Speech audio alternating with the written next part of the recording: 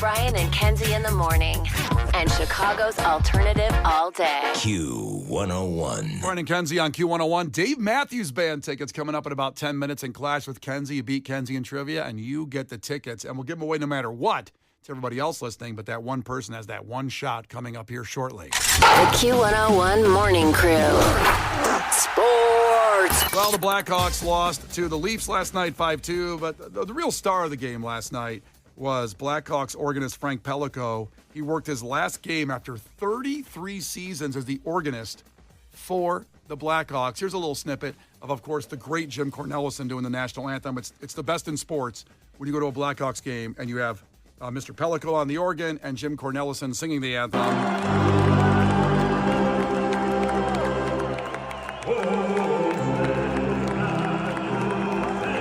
Oh, goosebumps.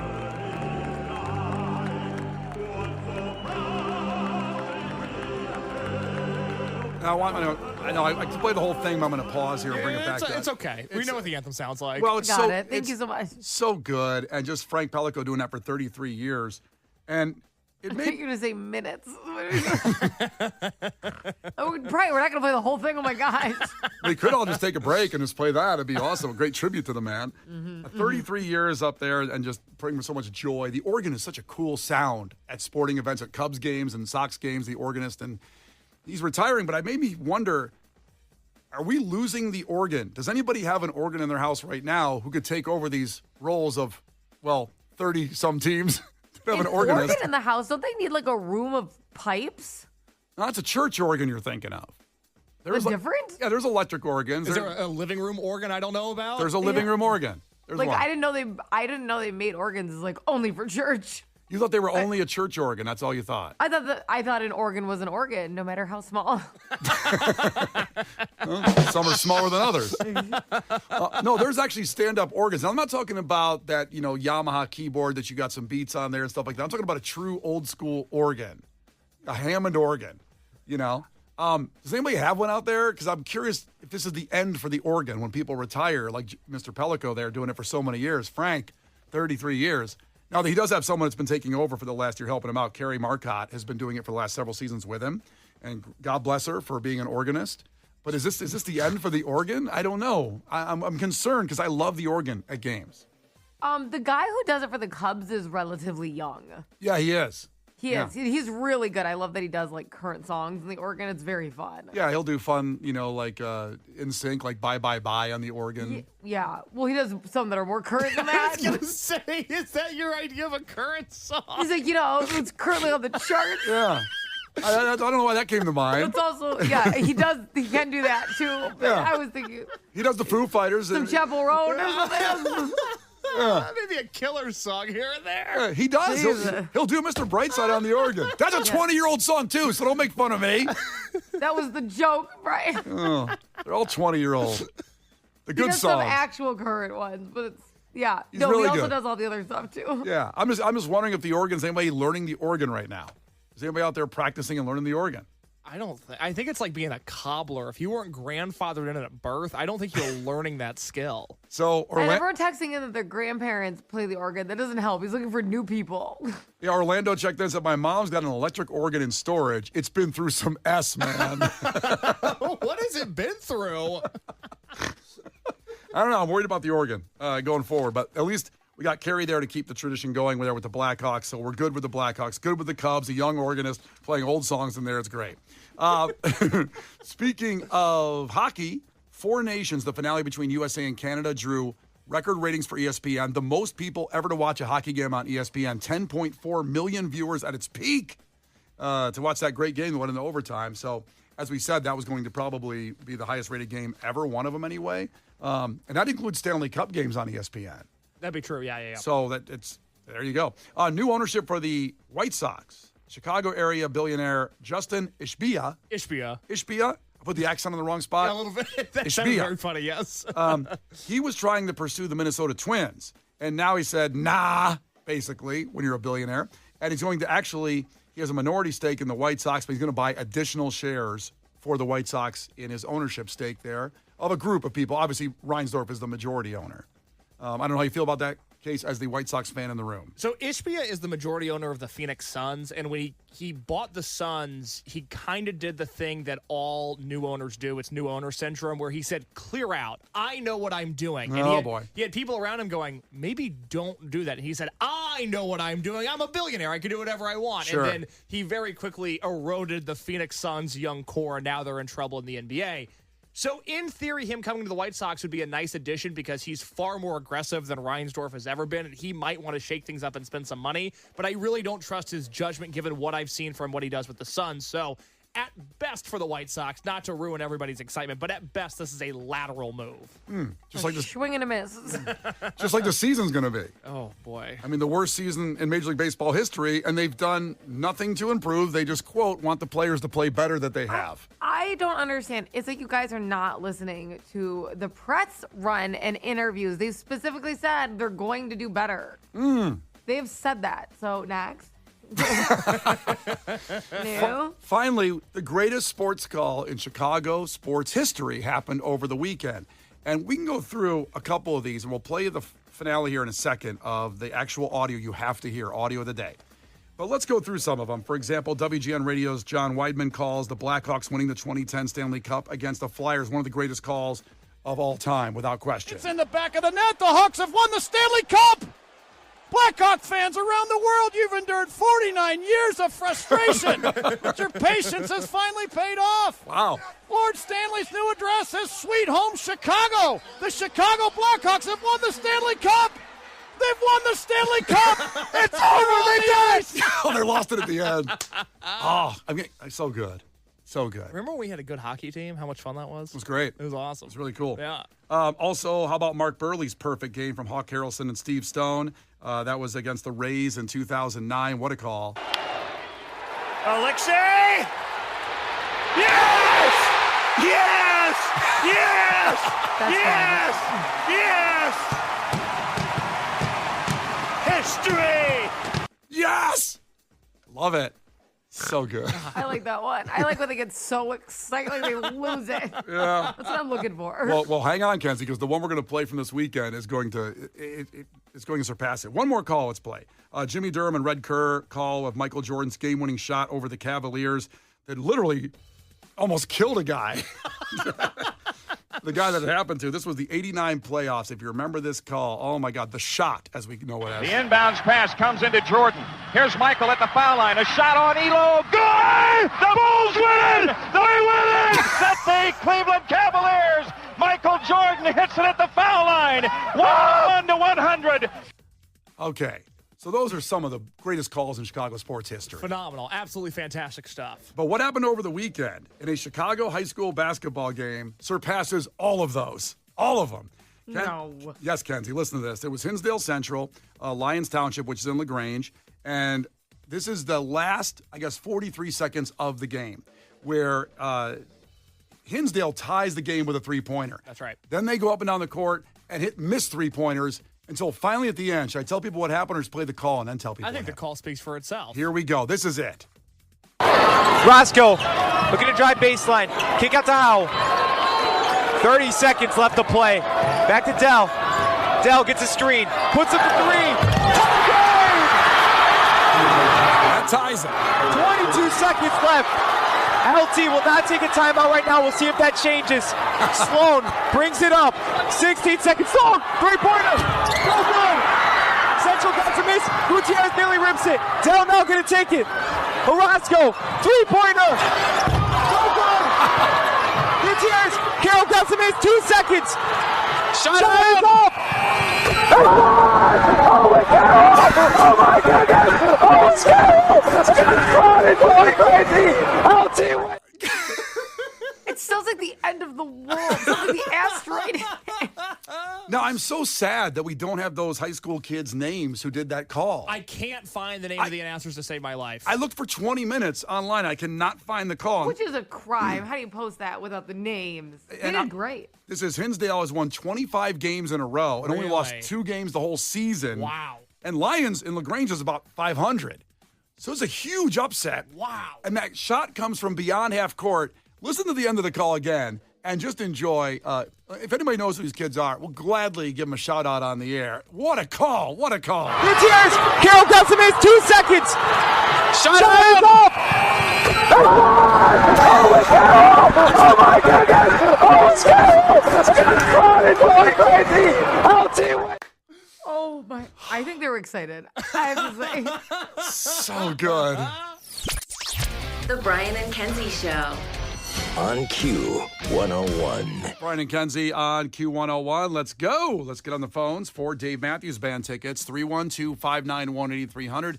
Only call if your trivia game is A-level right now because Kenzie's feeling it today. So if you beat Kenzie in trivia, you get the tickets. If you don't, we still give them away here by 7:30 to everybody else listening. So the shows are at Northerly Island. I will be at one or both of those shows. Love Dave Matthews Band. Tickets go on sale. Actually, they went on sale Friday. And this is from our great friends at Live Nation. These tickets will be to the Saturday, June 28th show. So 312-591-8300. Call right now to compete. The Brian and Kenzie Show. Q101. You can't defeat her. She's too powerful. Clash with Kenzie. Let the battle begin.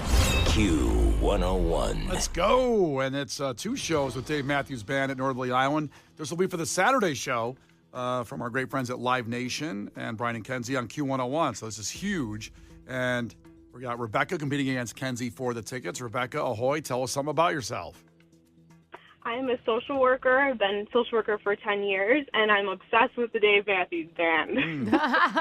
Now I'm waiting for that number. Is it over 3 digits you've seen the Dave Matthews Band, like 118?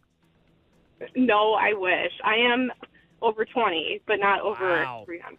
That's still incredibly, like, Brian diluted that number with his guess, but that is over 20 is a lot of times to see somebody. Absolutely.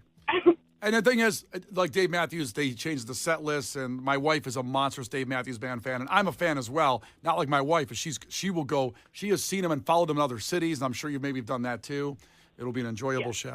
I really thought I was going to be playing Megan today. I have to be honest, I'm shocked that Brian's wife is such a huge fan. I was like, okay. So here we go. First one to 5 wins. Listen carefully. If Kenzie gets one wrong, you can steal a point. She can do the same with you. Call heads or tails, Rebecca. Tails. The first time a listener's lost in a week. Thank God. It is heads. All right, Kenzie. I know. Sorry, girlfriend. Kenzie, question number 1. Mm-hmm. Serial killer Jack the Ripper was best known for terrorizing what city? What city did he terrorize? I'm mixed up with ours. Oh, he was British. Like London. Well, London would be right.